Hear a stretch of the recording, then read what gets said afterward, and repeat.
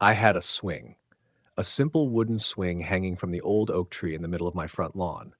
Nothing fancy, just rope, wood, and some creaky charm. I originally put it up for myself, but the neighborhood kids kind of adopted it. They'd come by after school laughing, taking turns, and occasionally getting yelled at by their moms for not wearing shoes. I didn't mind. It gave the place some life. Welcome to Prodigy Tales. Make sure you like and subscribe for your top-notch HO drama. Then one day, I decided to take it down. Not because I hated joy or children or trees. I just needed space. I was redoing the landscaping, planting a vegetable bed, and figured it was time the swing retired. I didn't think it was going to spark the beginning of a suburban uprising. Karen, yes, that Karen, came out of her house like I just burned a flag. "Where's the swing?" she shouted, clutching her lemon water like it was a gavel. I told her calmly, "It was mine. I took it down." She gasped like I'd confessed to arson. "You can't just remove community property like that." Community property? It was on my lawn, bought with my money, hung on my tree. Apparently, Karen had decided that because neighborhood kids enjoyed it, it had magically become sacred public infrastructure. She stormed off, muttering about bylaws and something she called neighborhood spirit. I thought she'd cool off. Nope. The very next day, a group of kids walked by, looked me in the eye, and said in unison, "We missed the swing." One dropped a hand-drawn picture of it on my porch like a condolence card. Karen had turned them into a grief cult. Some of the parents even gave me dirty looks at the mailbox. And then it happened. Saturday afternoon, I heard chanting. I looked out the window and there they were, Karen, 6 kids, 2 parents, and 1 unfortunate poodle, holding signs that said, "Bring our swing back," and "Down with the swing thief." They were marching back and forth in front of my lawn like it was the Capitol steps. I stood there with my coffee, blinking at the absurdity. That's when I decided I wasn't going to let this go. If Karen wanted drama, I'd give her front row seats to a court hearing. I tried to ignore it at first, let them tire themselves out. But no, Karen was running this like a full-blown campaign. She had flyers printed. Flyers. Neighborhood United, bring back our swing. There was a QR code linking to a petition. Petition for what? For me to reinstall furniture I personally removed from my own property? She even gave the protest a name, #Swing Gate. That's when I knew I was dealing with a full-fledged suburban lunatic. The kids were just pawns in her crusade. I caught one little boy trying to tape a "Rip Swingy" sign to my mailbox, and he actually whispered, "She told me you hate happiness." Karen had twisted my swing removal into an attack on childhood. I was now the Grinch of the cul-de-sac. She knocked on every door on the block and spun this ridiculous, ridiculous story about me being a bitter recluse who targeted the swing because it brought joy to others. I heard one dad say, "It's just a swing, not the Lincoln Memorial." Karen hissed at him and called him a traitor. The protest ramped up. Day 2, chanting with tambourines. Day 3, sidewalk chalk graffiti that said, "Swing lives matter." Day 4, someone left a baby swing in my driveway with a note, "This is what you stole from us." I had had enough. I called my lawyer. We drafted a formal complaint for trespassing, harassment, and public nuisance. I provided video footage of the protest, Karen's speeches, complete with megaphone, and even decibel readings showing the racket hitting unlawful levels during nap time hours. The HOA ignored it, of course. Karen was the HOA. So I filed the complaint directly with the court. Karen responded by doubling down. She made matching protest t-shirts. Hers said "Swing Defender," and the kids wore "Victim of Swing Theft." One mom told me her daughter cried when she saw the swing was gone.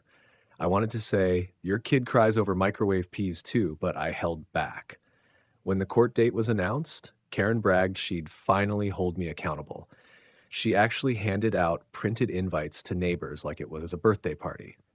The joke was going to be on her. Court day arrived, and Karen showed up like she was auditioning for a legal drama. White blouse ironed within an inch of its life, oversized sunglasses, and, because she's Karen, a neck brace. She told the clerk she was under emotional stress from the trauma of losing a community swing. I genuinely thought I was being pranked. Her evidence folder? A goldmine of absurdity.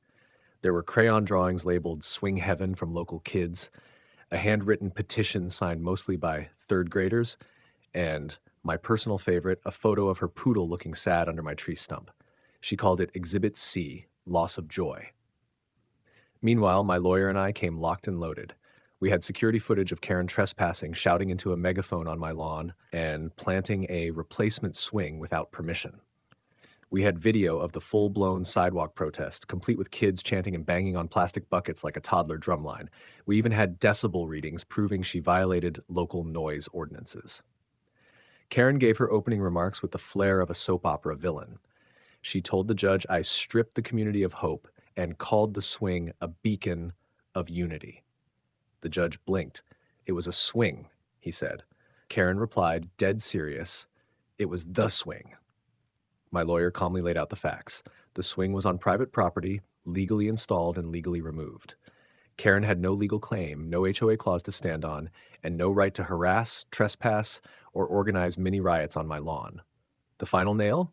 We showed a clip of Karen yelling, "He'll regret this if the swing doesn't come back," right before tossing a protest sign into my bushes. The judge paused the video, looked directly at her, and said, "Ma'am, that sounds like a threat." Karen fumbled, claiming it was a figure of speech. The judge wasn't buying it. He leaned back, sighed, and said, "Miss Karen, your actions were unlawful and frankly absurd. I am ordering you to pay Mr. Reynolds $15,000 in damages for trespassing, harassment, and legal fees." Karen's jaw practically unhinged. She tried to object, but the judge had already moved on to the next case. Meanwhile, I just sat there quietly enjoying my victory. Karen was never the same after the courtroom smackdown. Gone was the megaphone. Gone were the chants, the flyers, the Swing Lives Matter chalk art. She slinked around the neighborhood like a ghost in capri pants, sunglasses always on, head low like the HOA walk of shame. I, Mark Reynolds, walked taller than ever, $15,000 taller to be exact. Still, I wasn't about to let her slither away without a souvenir to remember me by. I took part of the settlement and hired a landscaper, not just to make my yard pretty, but to make a statement. The old swing spot? I turned it into a garden bed shaped like a courtroom gavel. No joke. Stone bordered, raised above the grass, with deep red cannas in the head and lavender in the handle. Right in the center, I placed a polished wooden sign that said, "This property found not guilty. Case closed. No appeals from Karens allowed." It faced directly toward her house, like a trophy.